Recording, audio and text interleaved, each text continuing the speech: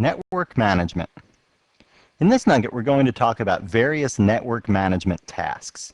First, we'll talk about NIS, the Name Information System. NIS gives you a way to share certain information across all the computers in your network. We'll walk through the setup of an NIS server and an NIS client. Then we'll talk about setting up a DHCP server on your system, and we'll wrap up by talking about PAM, which is the mechanism used to authenticate users by many different network applications. So pull up a chair and let's get to work. Let's start out this nugget by talking about NIS, the Network Information Service. This was a program written by Sun Microsystems, and it was written to enable Unix machines and Linux machines to share information over the network.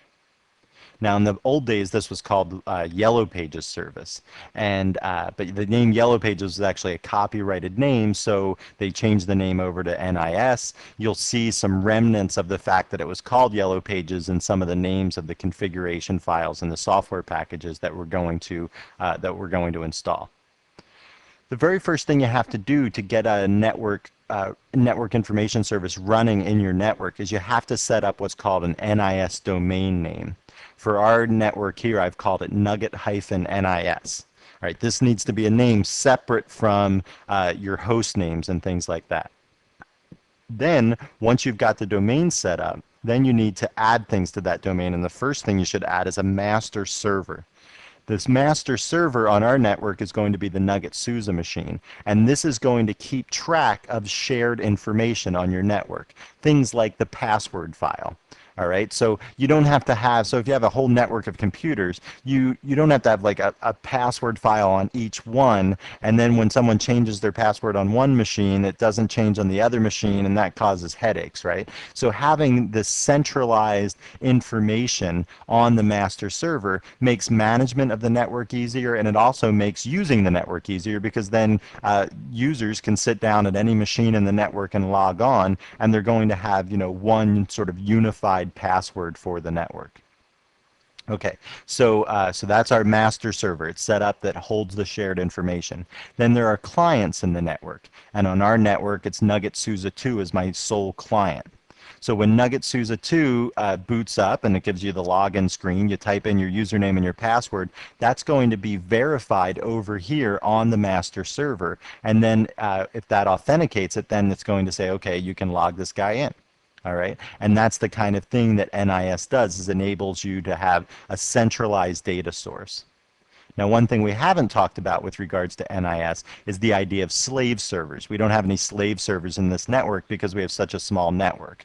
All right, but if you had lots and lots of clients, then you don't want all of these requests going to the master server and bogging that down. That would be a bottleneck in your network. So instead, what you do is you set up slave servers, any number of slave servers, but you always only have one master server. And then anytime anything is changed on the master server, like someone changes their password or something like that, then the master server contacts all the slave servers and gives them that updated information so that then they're up to date. So in case some client is requesting information from them, they'll be getting the most up-to-date information from the slave server. All right, so that's an overview of how NIS works. The kind of software that you need to have installed on your system, the first piece of software you need is the port map program. This is usually installed by default and started up by default as well in most Linux systems, but if you don't have that, you need to make sure that's installed, and also that it starts when the system boots up. And then ypserve is the software package for the server machine, and ypbind is the software package for the client machines. And you can see the yp stands there for Yellow Pages, but you know, that's copyrighted, so it stands for something else now. Okay, so that's the necessary software that you need to have installed on your system. So now let's move out to the Linux screen and look at some of the configuration tools and see NIS in action. Okay, so let's bring up the YAST interface, and we're bringing this up on the Nugget SUSE machine, which is the machine that we've designated to be the master NIS server for our network. All right, so if I click on NIS server here, it'll bring up this other YAST page, which is the NIS server config page. And here you see it says an NIS master server is configured. That's because I've already done everything, but if this was the first time that you came into YAST, this would say it's not configured. And down here, instead of saying reconfigure the master server, it would just say configure the master server. So here I'm going to click next, and now this is where we set up the domain name. So in here is where we specify that the domain name for our NIS system would be nugget-NIS, and that's the name for the server, or the domain, and that's what we have to specify here. Okay. The other thing I've checked here is allow changes to passwords. You can also allow other sorts of changes to happen, allow users to change their login shell and so on. In the next page here is where you set up the information that is going to be shared. And it's shared via these files called maps. So that's why it's called NIS server maps setup. And the files that we're sharing, the group file, NetID, password, and so services, RPC, and so on. And you can see some of the other things that you can share as well, like hosts and so on. Okay, so that's another file. Then the next thing you do is you set up which hosts can query the server. All right, so here what I've done is this line must be in here, 255.000.127.0.0.0. That must exist to allow connections from the local host. So when the host is making these changes, you need to have the host itself really is a client as well, right? So so that makes it so that the host can configure, can access the server on the local machine. And then this is the line for the other machines in my network. So I've got a 192.168.1 network, and so I give it a net mask of 255.255.255.0, and that will resolve to anything that starts with 192.168.1. All right, so then I click finish here, and it goes through and it updates a variable, various configuration files. It updates the database. It stops the NIS service, and then it starts it back up. And now the NIS service is up and running.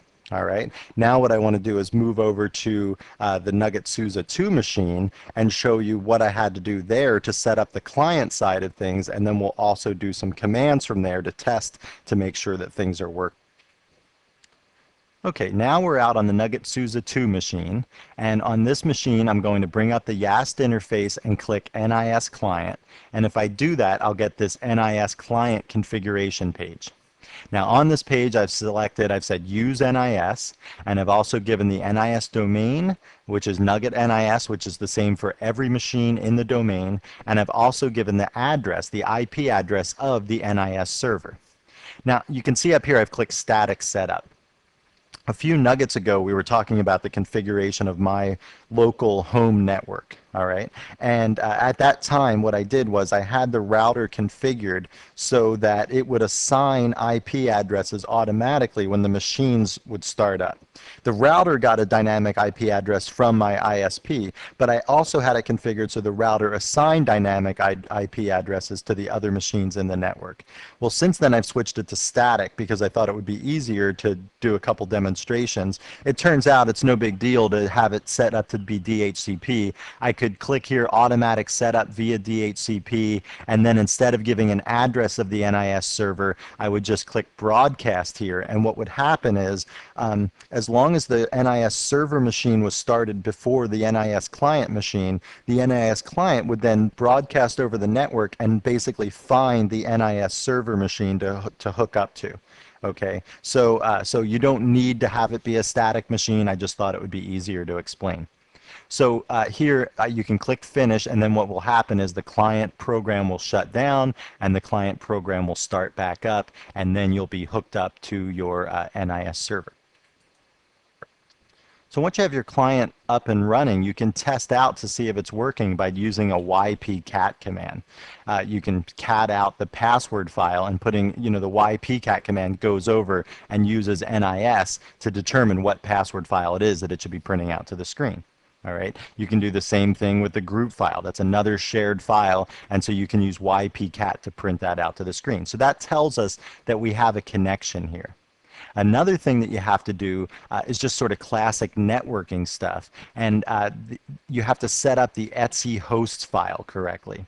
Now, this is essential to making it so that the two machines can communicate with each other via NIS. And there's two entries down here at the bottom of etc hosts that I set up, one for Nugget SUSE and one for Nugget SUSE 2. So you can see here 192.168.1.102 is set to be Nugget SUSE 2. It's also set to be Nugget SUSE 2.site. Now this is a little peculiarity of SUSE Linux. They append this .site onto the end of local domain names, and it's just important to have that in there to get everything to work correctly. And then 192.168.1.103 is set up to be Nugget SUSE, also known as Nugget SUSE.site. So these two entries are in the etc hosts file on this machine, Nugget SUSE 2, and also on Nugget SUSE. That way they can communicate with each other. All right, and you know, etc host.allow has to allow entries from one machine to the other, like we talked about when we were talking about DNS and things like that. Okay, so all the networking stuff is set up. You can also type domain name at the prompt, and you can see your NIS domain name, nugget-nis. So everything seems to be set up correctly. What I want to do now is I want to do show you in the etc directory the password file. So what I've done here is, because what I want to be able to do next is I want to be able to type password, PASSWD, on Nugget SUSE 2 and change my password using NIS over the network. Okay, so there's an etc password file here, but I've taken everything out of it and I just copied it into etc password old for testing purposes. Because when I type password at the prompt, I don't want there to even be a local password file. I don't care if there's one there, I just don't want any entries in it. And so what I've done is I just copied it out to this other password file, password.old, so that I would know if things were being changed locally or if they were being changed over the network. So let me just show you what this looks like. So password, it says changing the password for Perry. Now I've changed my password so many times here, I'm not even sure what it is anymore. So new password, I type that in, re-enter the new password, I type that in, and now it says changing NIS password for Perry on nuggetsuse.site, password changed. So you can see in that case it used nuggetsuse.site. That's why it was important to use that, that name in the etc host file. So now we've changed our password, and that password has been changed on, you know, on the server, and so any machine in the network, whether it's the server or any of the clients, Perry's password is now different. And since my password's suppressed, you can't see if I actually changed it. But what I can do to show you that it changed is I can type ypcat password here, and you can see the Perry password in the encrypted form is like DA3Z and so on. And if I scroll back up the screen here, and the last time I typed ypcat password, you can see the Perry password was like OQKV and so on. Okay, so you can see that the password file has actually been changed via that password command. And one thing I forgot to tell you about was over on Nugget SUSE machine, you have to make sure that a particular service is running here. So in the etc init.d, it's called YP password daemon. All right, and this service needs to be started. I already started it. That's why the last command worked. If I hadn't started the service over on Nugget SUSE 2 when I ran the password command, what it would say is that the YP password daemon is not running on the server, and it would stop. It wouldn't let me change the password because it wouldn't be able to change the password. So on some systems, YP password is the command that you use to change the password over the network. In SUSE Linux and most modern versions of Linux, YP password has just been equated to the password command, and then you have to have the YP password daemon running on the server to accept those changes. So, so that's an important script or an important service to have running if you want to allow clients to be able to change their password over the network. If you're not running SUSE Linux, obviously you're not going to have the YAST tool available to you, but a lot of distributions of Linux have some sort of graphical tool to allow you to configure NIS, and they're all pretty similar to YAST. I just pulled up the Linux how-to on NIS here, and on this page they go through how to configure everything by hand. So if you don't have a graphical tool available to you, you should consult this documentation.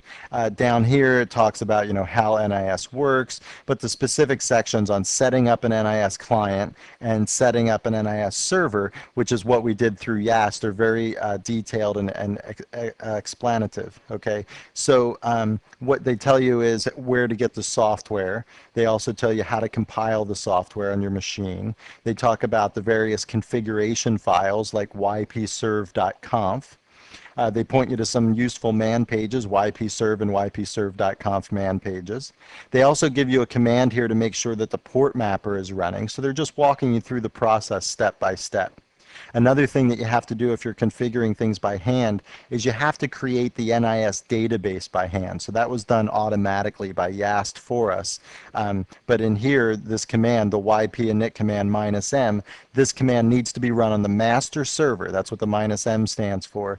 And that master server, that yp-init on the master server will create the database that is then shared amongst all the different machines in the network.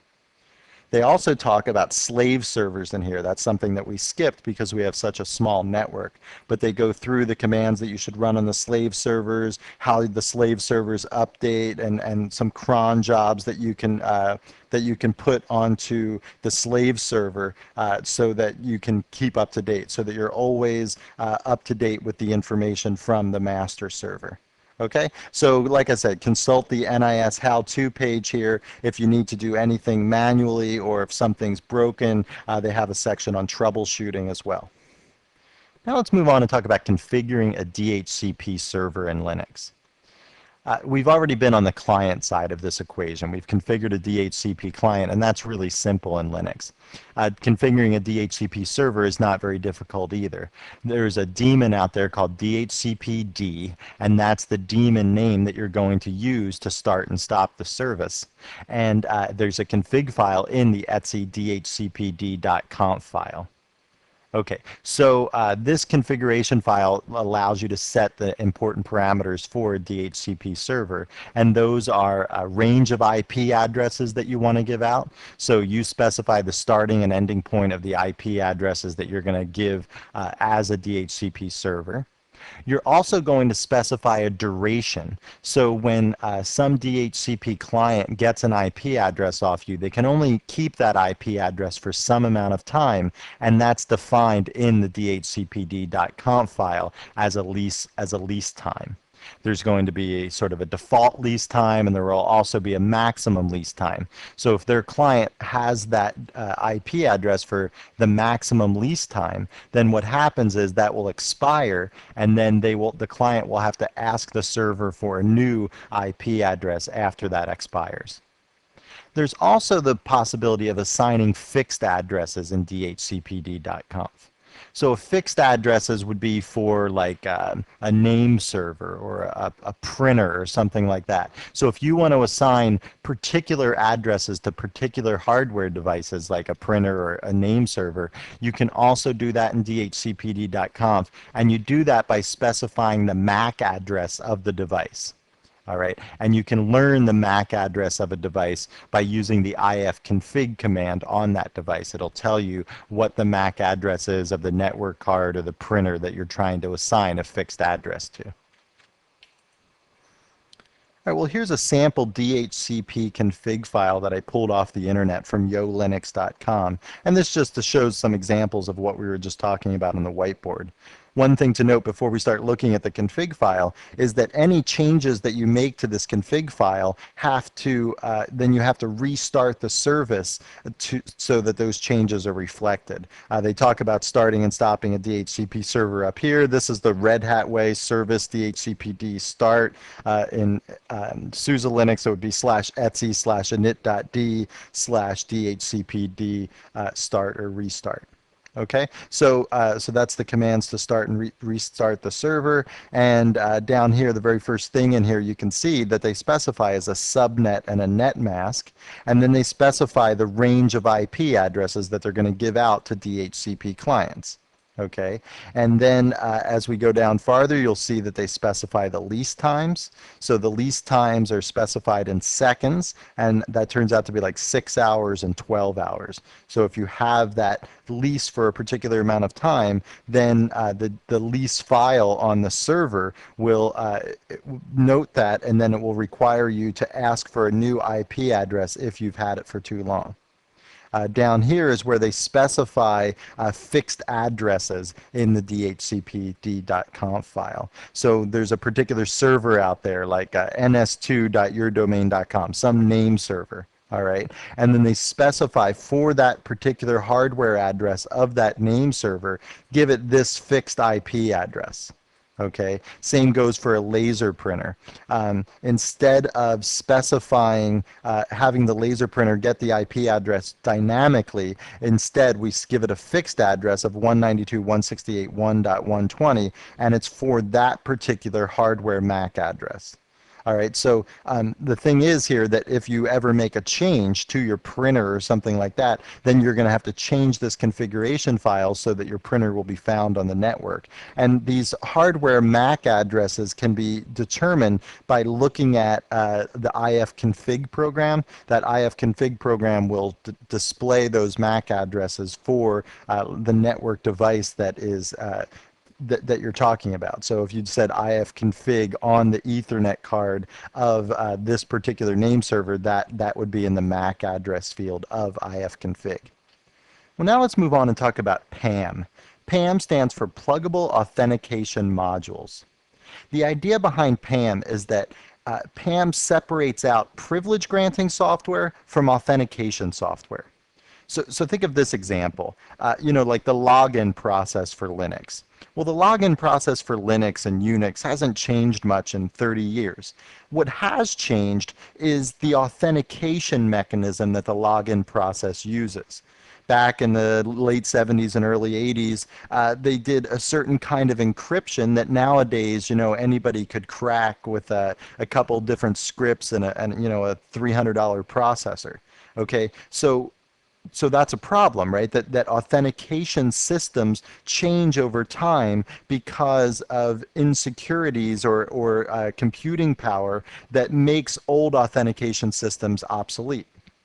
Okay, now what the problem with that is that the privilege granting software like the login process for Linux, well, the authentication mechanism was built right into that process. So when that algorithm was deemed inappropriate and insecure, then what they had to do was they had to go back and rewrite the whole login process to use a new authentication mechanism. So see, what they're trying to do is separate it out. They're doing good software design here by separating out the authentication scheme from the privilege granting scheme. So, the login process is the same. It just, when you are granted authentication, the login process is going to open a shell and give you access to a home directory and various groups and all that kind of stuff. But the authentication software, it could be typing in a password, it could be giving a fingerprint, or one day a retinal scan, or who knows what it's going to be 20 years in the future, what we're going to do to authenticate ourselves to computers. Okay, well, PAM was developed with that idea in mind, that we don't want to have to keep rewriting all these pieces of software just because the authentication mechanisms changed. And then as a system administrator, PAM lets you decide what authentication mechanisms to use for various applications that are out there. Now, these applications have to be what we call PAM aware. They have to use the various modules that PAM gives us, but they already were using, they already had to be rewritten because their old authentication schemes were bogus. And so then, when they rewrote them with PAM in mind. Okay, so let's give a little overview of how PAM works. So here's a Linux pluggable authentication module, okay? And then there's some application out here, application X. Well, for that application X, there's a PAM config file X that lives in the etc/pam.d directory, okay? this PAM config file specifies certain things. It specifies, what needs to be done for authentication and so on. And then this Linux pluggable authentication module will take this application, it will take the information from the PAM config file, and it will process that and either grant or deny access to the user trying to run this particular application. Okay, so this sits as the intermediary between a user running the application and getting access. It all has to go through this particular pluggable authentication module, which gets input from config files that the system administrator defines. Okay, so let's take a look at the kinds of things that get set in a PAM config file. So each line of the PAM config file contains 5 elements: a service name, a module type, a control flag, a module path, and some arguments there. Okay, so let's talk about what each of these means. A service name is like the application that we're talking about, so like an FTP process or a login process. There's all sorts of services that are controlled by PAM, and you can see what all those different services that PAM controls on your system by looking in the /etc/pam.d directory. There's also an other config file in that directory, and that's kind of like the catch-all. If something's not explicitly specified in some other file, then other will take control at that point. You have to make sure that the other config file here is not the weak point of the system. Otherwise, there's going to be a way into your system by getting control, by using some application that's not specified, then the other the config file will take effect, and if the permissions in there are weak, then that's going to be a hole in your system. So always make sure that the permissions in the other config file are strong. Okay, and then there's the module type. So for each of these services, there's going to be different modules that you can define a particular control flag for. So let's talk about what each of these modules are. So the auth module is the authentication module. This establishes that the user is who they say they are, whether you're going to use a password or a fingerprint and so on. Okay, and then for that module, you're specifying a control flag. So you're saying that this is required to gain access. So there's going to be this whole series of lines in a PAM config file for each service. Okay, and in that config file, you have to pass through all of the different lines of the PAM config file. So if for the FTP service, for instance, auth is required, then you're going to do the authentication mechanism that's specified for FTP. If you pass that, then you'll go on to the next line of that config file. Okay, if you don't pass that because it was set to required, then you'll be rejected out of the system immediately. Okay. Another module type is the account module type. Now this is non-authentication based account management. So perhaps you're going to restrict access to the FTP service from certain domains, or you're going to restrict access to the FTP service based on times of day and things like that. That's what's handled by the account module. And then there's a session module that takes care of carrying out certain tasks like, logging and things like that that have to be done before or after you gain access to a particular service. And then there's a password module type, and this has to do with updating the authentication token for a particular user. So this module takes care of, like updating your password for the FTP service, for instance. Now these control flags that we talked about, the first one is required. So if some particular module is required, then you have to pass that module's or requirements. Okay, so for auth, if you have to type in a password and it's required, then your password has to meet that. If it doesn't match up, then you're rejected service. If auth was deemed optional for some reason, then PAM will basically ignore it. If it's deemed sufficient, then as soon as you supply, so if auth was sufficient, then as soon as you supply proof that you are who you say you are, then you're going to gain access to that particular service, and you don't have to go through the rest of the PAM config file. The most common kind of PAM config file just has, a set of required tasks. All right. Occasionally, for non-important services, there might be a task in there that is deemed like where one thing is sufficient to gain access. But usually, you have to go through a whole series of steps, and each one of those steps is required. And so that just like sort of increases the levels of security of your system. Okay, module path is pretty self-explanatory. That just gives a path to where the actual module is for that particular service. And then arguments are just like Linux style arguments. You know, like for the ls command, we have various flags that we can pass the ls command. And some of these modules that are specified for certain services, we might want to pass certain arguments to that module to make it behave in a particular way. Now, with all this being said, you can look at various config files out on the internet for setting up certain things. In most modern Linux systems, I mean, ever since like Red Hat 7 and SUSE 6, I mean, this is like years ago, PAN has been configured into these Linux versions, and all the config files are basically set up, and you shouldn't really have to mess with them to have basic security that you would expect in your system. Okay. Now, if you want to do something special, like require some crazy authentication scheme for the login process, then that's up to you as a system administrator, and you should consult a PAM how-to page, or the PAM System Administrator's Guide is a very detailed explanation of all the different services, all the different modules that are available for PAM, and what you can do with those modules. Okay, well, it's time to wrap up our nugget on network management. We started the nugget by talking about NIS, the Name Information System. And NIS gives you a way to keep certain information in a central location on your network so that you don't have to replicate this information all over the network. So things like password files, host files, things like that can be kept on one server, and then the other machines in the network can probe that server when they need that information. Then we talked about setting up a DHCP server. We looked at the configuration file for DHCP, which sets up the range of addresses and the lease times and things like that.